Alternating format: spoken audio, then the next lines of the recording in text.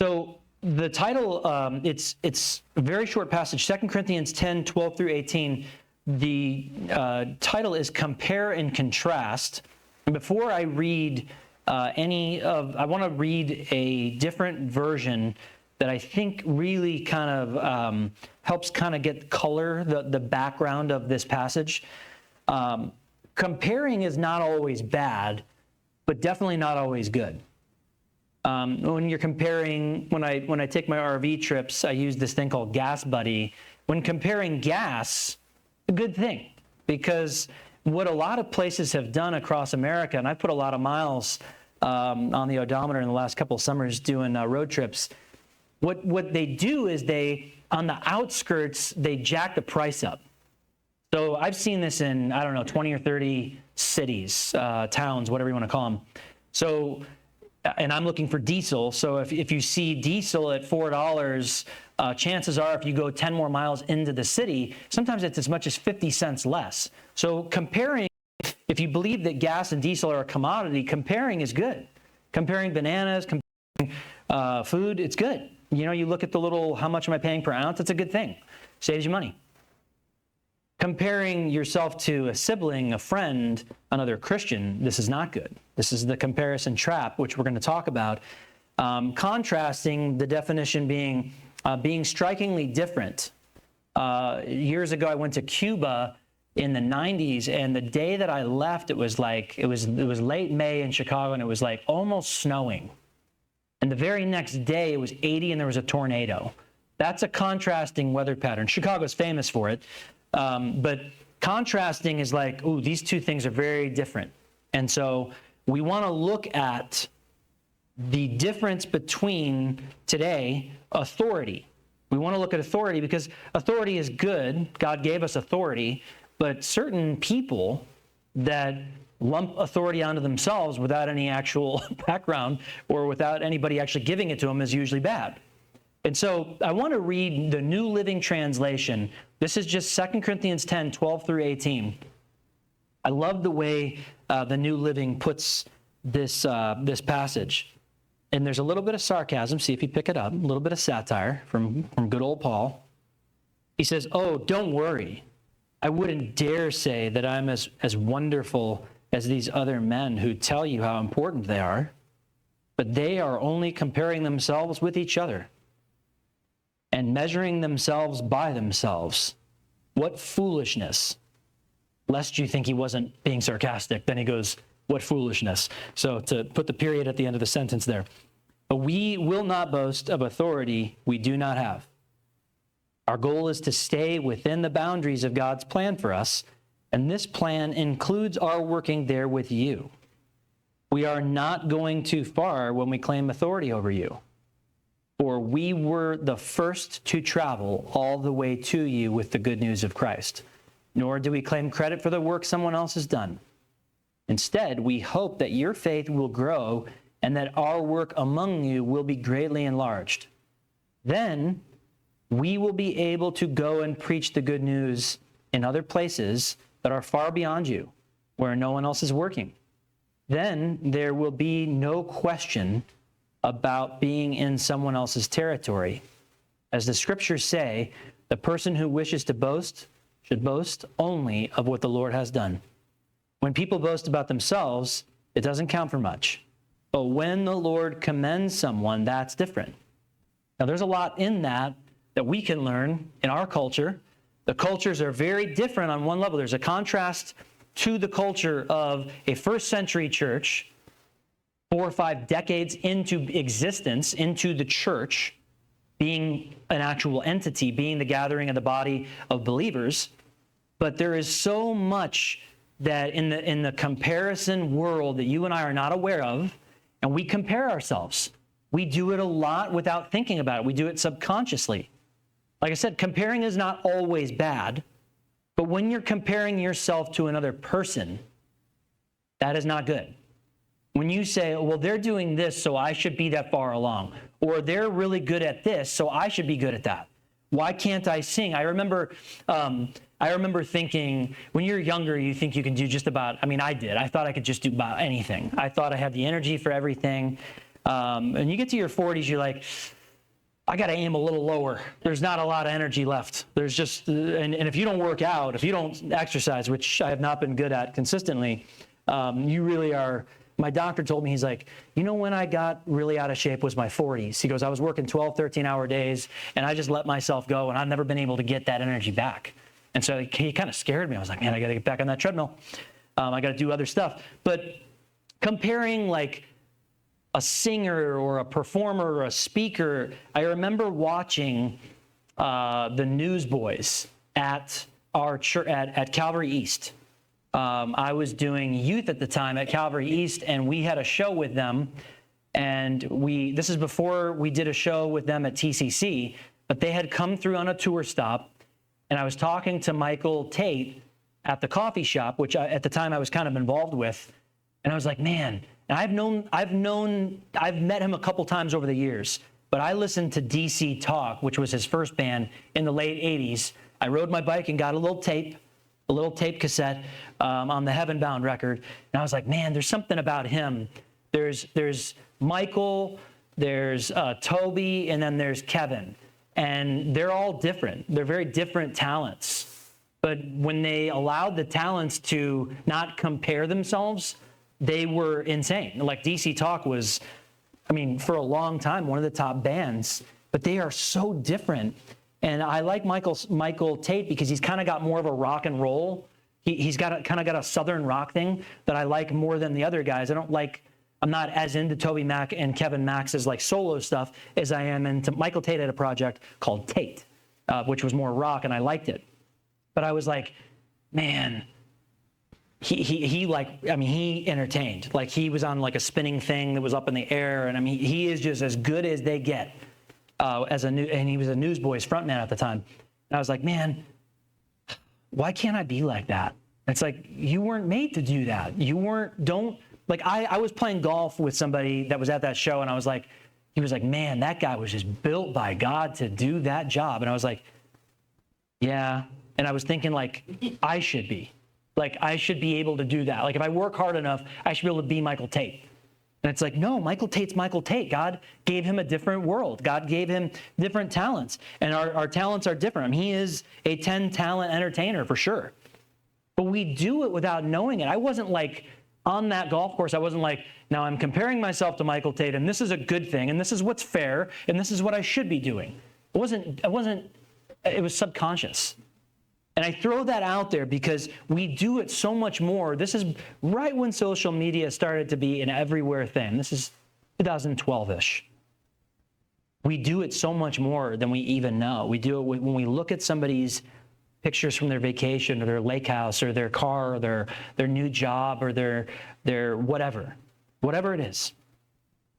So Paul in verse 12 of 2 Corinthians chapter 10, in the New King James Version says, for we dare not class ourselves or compare ourselves with those who commend themselves, but they, measuring themselves by themselves and comparing themselves among themselves, are not wise. And there is a lot in this. Like I said, I read it out of the New Living because I think it kind of speaks a little more like how we would say it today. It's the same thing. But this is a little bit of a correction. Satire is the idea of sort of making fun of something with the hope that it would change. That's what satire truly is in and of itself.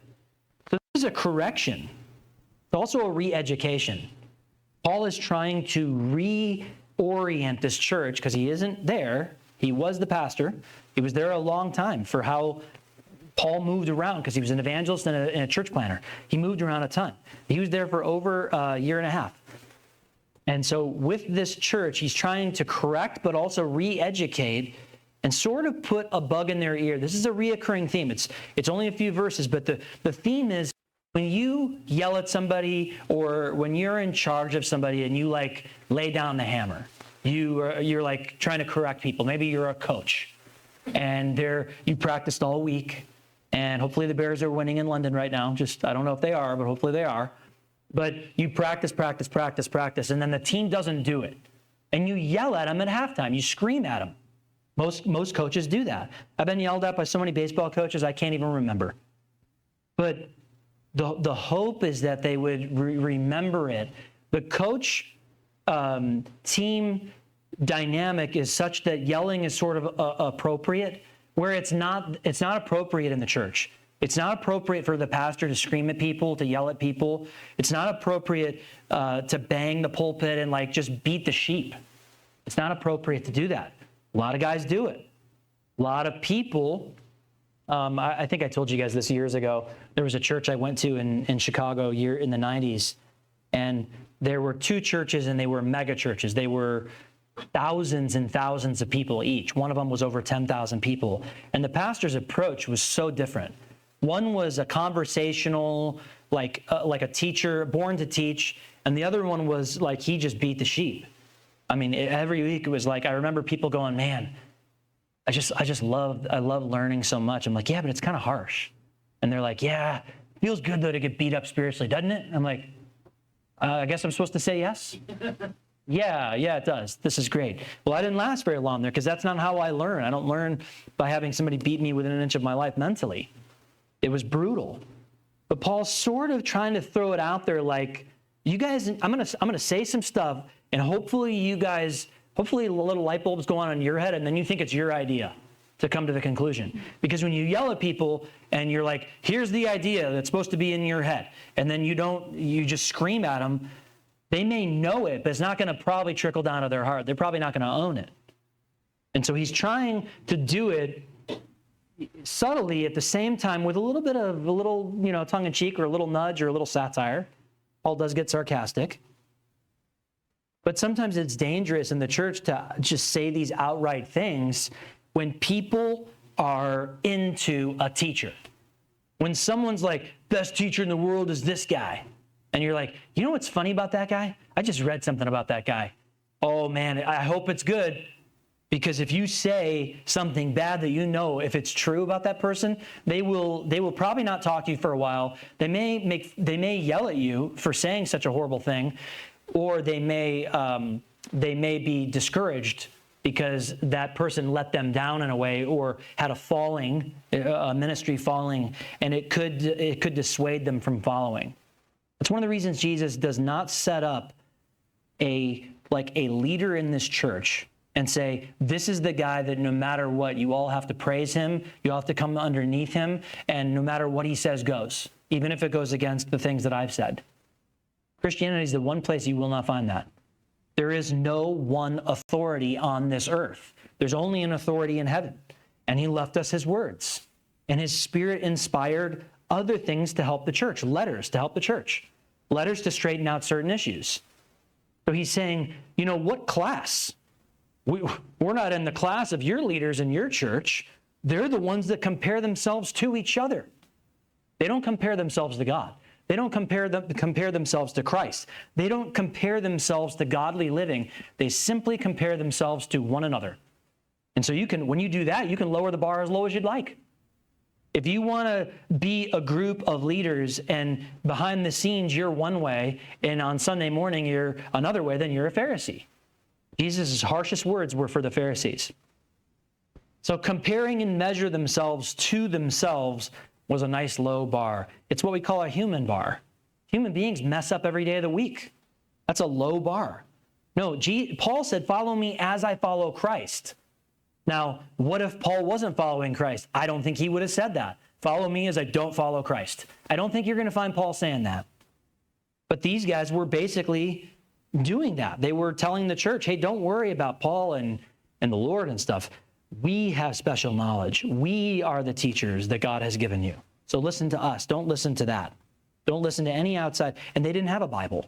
They didn't have a Bible app. They didn't have a commentary with a man or a woman who feared God, who wrote down some color to some experience, some life experience stuff like you find in commentaries. One of our big issues is people comparing their life with another life. Social media is the greatest place to find this.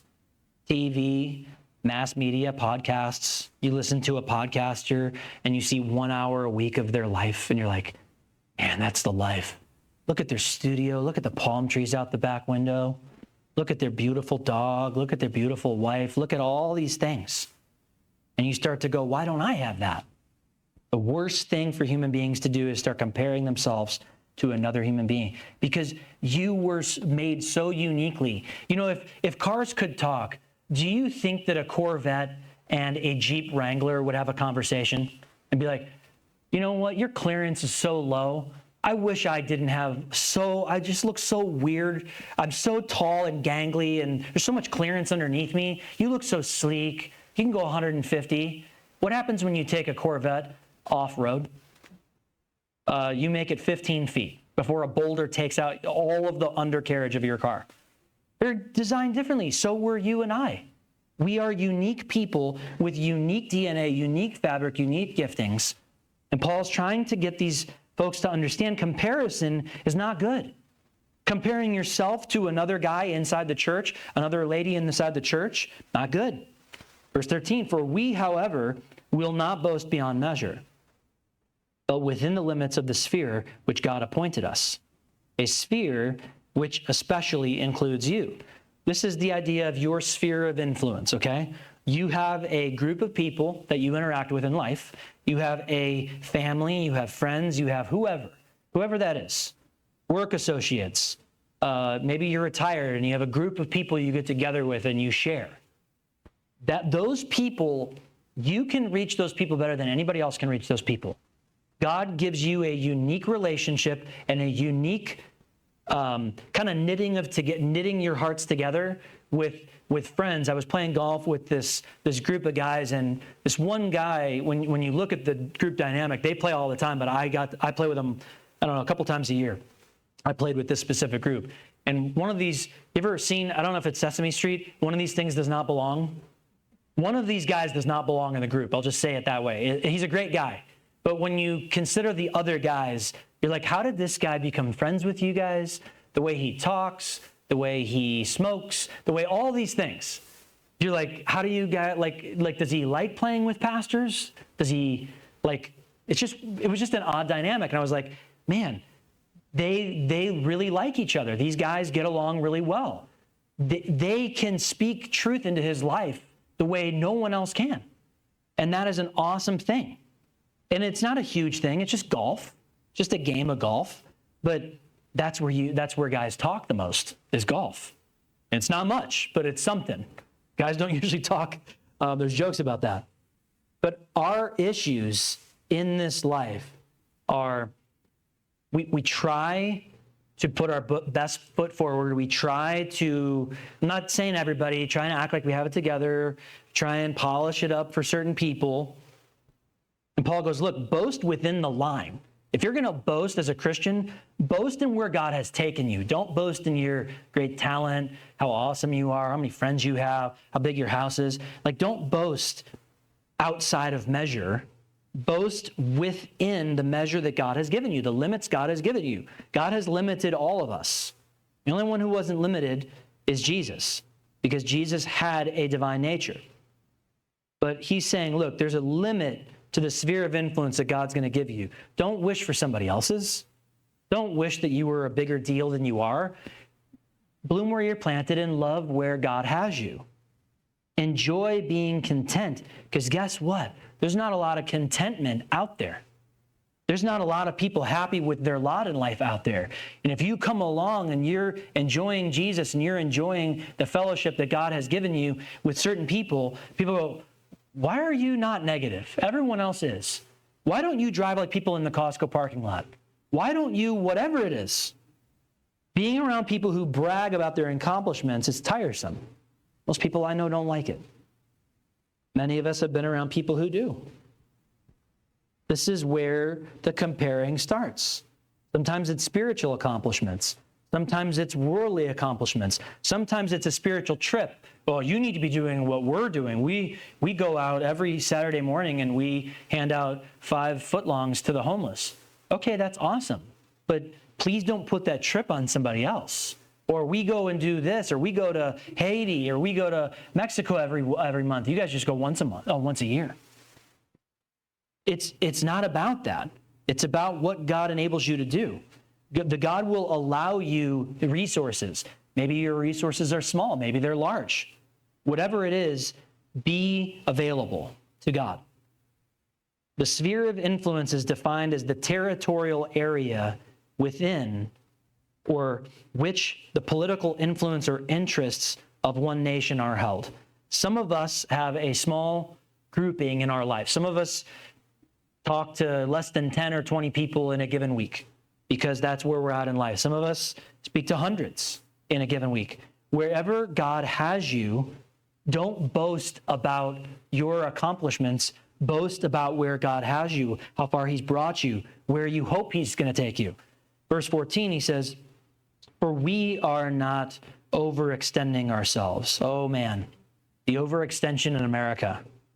Everything from credit to saying yes to everybody who asks you for something, to feeling like you have to tip on every single grocery store is asking for money, is asking for roundup, is asking for, hey, we're collecting this and this and this. There's a lot of overextension. There's a lot. You can get into some trouble with credit cards for sure. As though our authority did not extend to you. For it was to you that we came with the gospel of Christ. Without saying, and he's saying, do you guys remember who started the church? I'm not pull rank, because that's a term. When people pull rank on you and they go, oh yeah, you can't, I don't know if you know this, but I'm security for this event or whatever. I've seen this at churches before where security guards don't let you back, and it's like a harvest fest or something, and they won't let you back by, that's where the pastor's getting out of his car. You can't go over there and talk to him. You can't approach him. I've seen it. It's hilarious. What little measure of power goes to certain people's heads. He's like, hey, we're not trying to pull rank. We're not trying to tell you we are in charge of you. We're trying to say that from a spiritual perspective, there's not a whole lot of people steering you right. And we have been tasked with that because God told us to come here. When Paul got saved, he was nowhere near this place. When Paul was on his way to Damascus to persecute Christians, Damascus is in Syria. It's one of the oldest cities in the world. Still there. Damascus it's always a crazy place if you read anything about the news there. But that's where Paul was on it. He was on his way on the road to it. It wasn't even there yet. This is literally in southern Greece. Okay, this is a long way away. If you would have told Paul, hey, we want you to start a church, spend a year and a half there, and then a couple of years later, all they're going to do is be a thorn in your side, and they're going to be nightmares. You want to go? No, nobody would want to. Billy Graham once said, if God would have told me everywhere he was going to take me, I don't know that I would have signed up for it at 18. Because it is a lot. He leads us because telling us everything ahead of time is not necessarily a good thing for people. So, yes, they have the authority. Yes, they were somebody who could speak truth to the church. And yet at the same time, they're not overextending themselves by saying that. Guys, we started the church. We're not there for your money. We're not there to tell you what to do Monday through Saturday at the church. We're just simply trying to tell you that you're being steered wrong by some of the false teachers at the church. And here is the reality of the situation. Christ, church, verse 15, we're not boasting of things beyond measure, that is in other men's labors, but having hope that as your faith is increased, we shall be greatly enlarged by you in all, to preach the gospel in the regions beyond you and not to boast in another man's sphere of accomplishment. Said something like another man's territory, another church planter's territory. Now in America, there's, 20,000 evangelical churches. There's thousands and thousands of churches. Some are 10 people, some are 10,000 people, some are 80,000 people. But when you start a church and you just plop down right next door to another church, probably not the greatest thing to do, and probably unless God tells you to do it, if there's a good Bible preaching church there, give them a few blocks, And Paul's saying, look, we are being used, and we probably will be in the area around you and beyond, but we don't have animosity. We don't want to have another issue where, the Corinthians aren't talking to Paul again. We don't want to have that because there's authority issues in this church. There are perspectives, there are levels, if you will. Like Like there's jobs inside the church, in a big church. And there's assistants, and then there's sometimes a pastor that oversees all that, what you might call a bishop. And it's good to have accountability, but it's not like, oh, I just messed up, I must go confess my sins to the Pope of Arizona. We don't do that. And that's not what he's saying. There are some who probably go, well, see, that's why it's good to have a pope. That's why it's good to have a whatever, so he can strike people down. No, that's not it.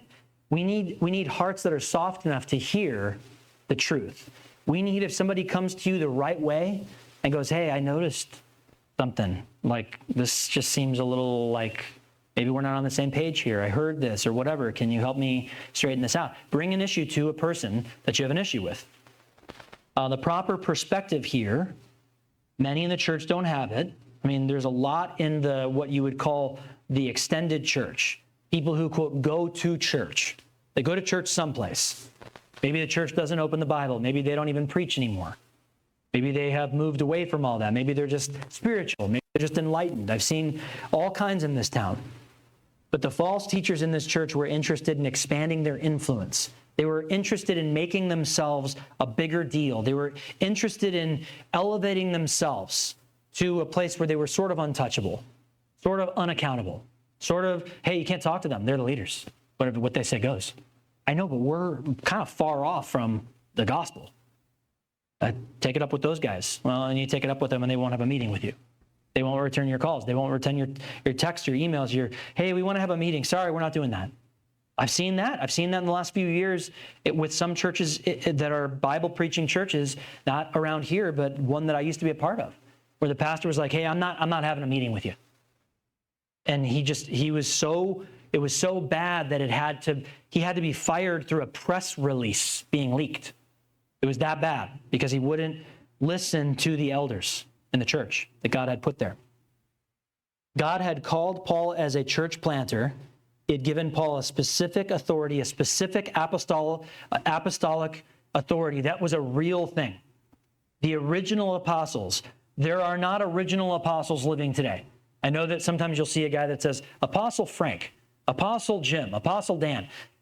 I don't know what that means to them. I know what the word means. The word means to be sent out or sent one.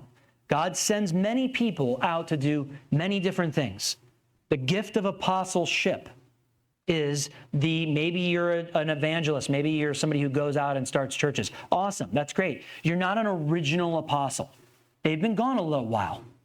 Jesus resurrected a long time ago. They're not still here. That doesn't mean the gifts aren't here. That doesn't mean that there shouldn't be some kind of an authority in the church of some kind. But Paul was a very different guy.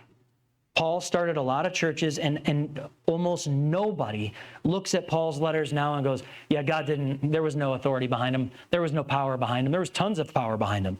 There was tons of miraculous that was around Paul. If you read Acts, you know this. Read the book of Acts if you don't think that. But God had called him. And sometimes when you have to say things a harsh way, especially in a letter, and sometimes you have to sort of let people come to that conclusion on their own. Hey, guess what? Something occurred to us. These guys aren't really in line with the gospel. Oh, you don't say. Fantastic. I'm glad you came up with that. Even though Paul's been laying it on pretty thick with satire and the rest of it. But sometimes you have to delicately explain things so that people can come to this conclusion, because the human ego is very fragile, as you guys know. Not bragging in another's accomplishment. Paul wouldn't do this. Paul didn't do this. He only bragged in the amount of ability God gave him. There are certain people who cannot handle success. There are certain people, when you let them teach for the first time, they change. I've seen it a few times in my life. It's not good. Paul talks about that in another letter. But with worldly success or spiritual success, it puffs them up. There's TV shows about this. Some young person becomes a big deal in a company at a very early age or a very young age, and it puffs them up, and people are like, ooh, that wasn't a good thing to promote such a young person into that role. It takes time. Paul wasn't a young man when God gave him this assignment. And lastly, verse 17, but he who glories, let him glory in the Lord. That's Jeremiah 9:24. For he who commends himself is approved, but whom the Lord commends. For not he who commends himself is approved, but the one the Lord commends. Don't let your commendation, don't let your degree, don't let your whatever it is, whatever your position is, whatever the certificate on the wall says about you, don't let the world give that to you. Let the Lord humble yourself, and he's going to promote you. That's the translation of today. Humble yourself in the sight of the Lord, and he will promote you. He will take you to where you're supposed to go. You don't have to worry about that. But all of the accomplishments, all of the people that get saved, all of the church growth, all of the genuine stuff, the stuff that's real, the Spirit of God gets the credit for that. No man or no woman gets the credit for that. Sometimes they take it, but they shouldn't take it. Sometimes people go, oh man, I couldn't have ever done it without you. Well, okay, God used me, thanks, but you think the power was in me? The power wasn't in me. Just because somebody has a gift, that's not their power. It's like somebody who gets handed a Corvette. Wow, you're amazingly successful. Yeah, my dad gave it to me. That's not success. That's somebody handing you a gift. That is what we have. We have spiritual giftings. God hands those to us. Hopefully we use them for his glory. But there's a limit to authority, and there's a spiritual authority that the Spirit of God has established through the letters to the church. But at the same time, comparing yourself to another Christian, comparing yourself to whoever it is, does not matter. I've never seen it be a good thing. Comparing, like when you're a dad and you have, this one's not as good as this one at this. A horrible thing to say out loud. Never, you want to give a kid a complex? Be like, wow, I can't believe you're not as fast as your sister. The worst thing in the world you could do, because they're as different as DNA is. So we're way over on time, but I just want to say this in closing. Think about, do you compare? Do you compare whether it's spiritual or to a neighbor or to whatever else, somebody at work? Do you compare yourself? Do you like maybe you say, oh no, I don't do that. I stopped doing that long ago. Think about, like when you're alone, think about where your thoughts go. Do you think about how else somebody has it? Oh, they have it so much better than me. Guys, I do this a lot. I still do it to this day. I catch myself. Yeah, that's not good. It's not a good standard to have. Let's pray. Father God, we thank you for, once again, the food we're about to have. We thank you for the police. I pray that they'd be encouraged. I pray that they would see a light in this church as they come and interact with people in their city that they serve. I pray that, God, you just bless our fellowship, bless this food. We thank you, God, for those that are struggling right now, for those that are just maybe far away from you, Lord, that they would draw close, that you would encourage them, Lord. And God, that you would let us truly understand that the standard has already been met by your Son, and that we are just along for the ride to join him and to let him live his life through us. In Jesus' name, amen.